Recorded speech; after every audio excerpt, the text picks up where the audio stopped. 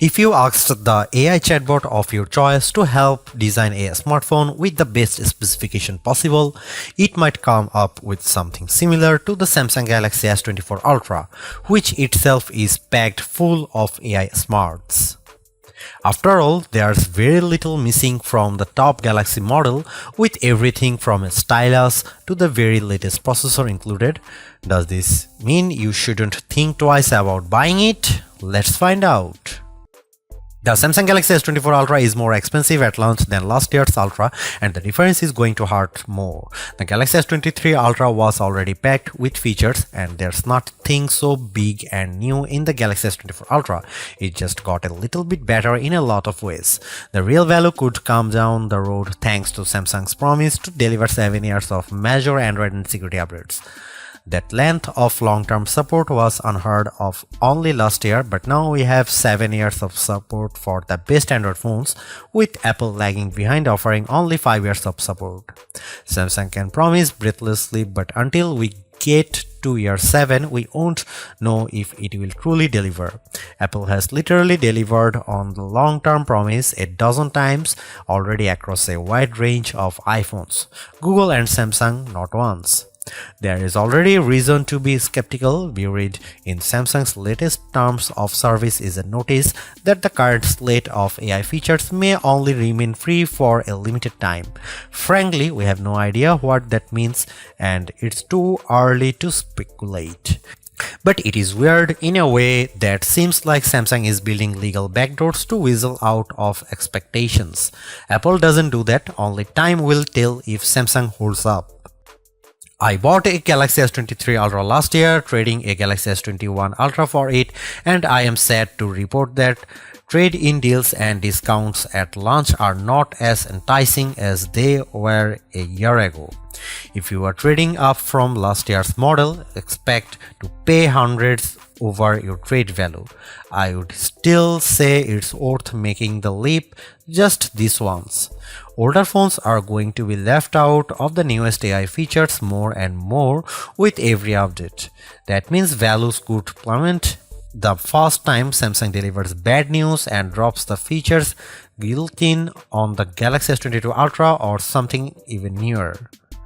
Is this phone worth such a high price? If you are asking that question, you are viewing wrong review. You want the Galaxy S24 Plus, which is probably worth it.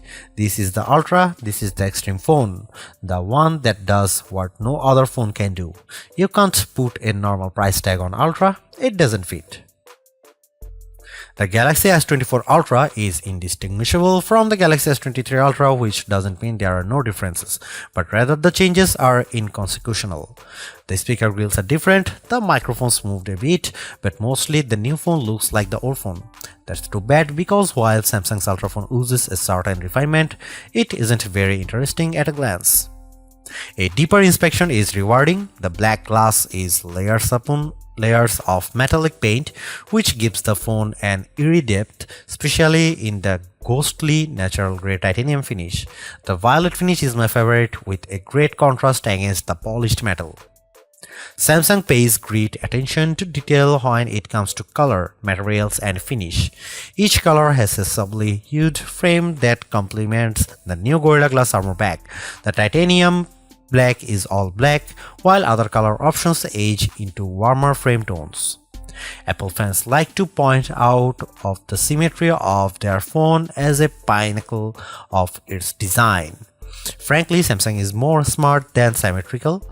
I prefer having power and volume buttons on the same side. It means I don't fill my photo gallery with accidental screenshots every time I grab my phone. Like Apple, Samsung has opted for titanium on the frame this year, but it doesn't make as much difference as it does on my iPhone 15 Pro Max. The Pro Max managed to shed considerable weight this year versus last year, about half an ounce. The Galaxy Ultra, it's a single gram lighter at most. If you have never played with an Ultra, you really need to pick one up and pop the pen. Did you know the S Pen clicks? There is no reason for it. It could just pop out, spring-loaded, but instead the S Pen has a clicky top that is extremely satisfying. Oh, the S Pen is also motion sensing stylus with a Bluetooth camera remote button, but Samsung hasn't neglected the clicky top. Of course, the S Pen isn't just built for fun, it's one of the most surprisingly capable accessories ever. It is as precise as a professional drawing tool, not like a big, clumsy, rubber-tipped stylus that you can buy for an iPhone. It also has Bluetooth built in, so the side button can act as a remote control for other features on your phone, especially the camera. That's right, the Galaxy S24 Ultra ships with a remote camera shutter release, which is an accessory I actually bought to go with my Nikon DSLR. The Galaxy S24 Ultra is flat this year, ending a run of screen curvature that began with the double black diamond slope of the Galaxy Note Edge and subtly resolved itself into a signature Samsung look that refined and reduced the effect of the bezel around the edges. On the front and back, Galaxy S23 Ultra has gently rounded curves that make the phone feel much nicer to hold. The Galaxy S24 Ultra is more sharp, and though it isn't uncomfortable, it feels conspicuously big. The display on the Galaxy S24 Ultra is excellent, as good as you'd hope to find on a premier smartphone. It's huge, bright and colorful, especially using the vivid color tone option.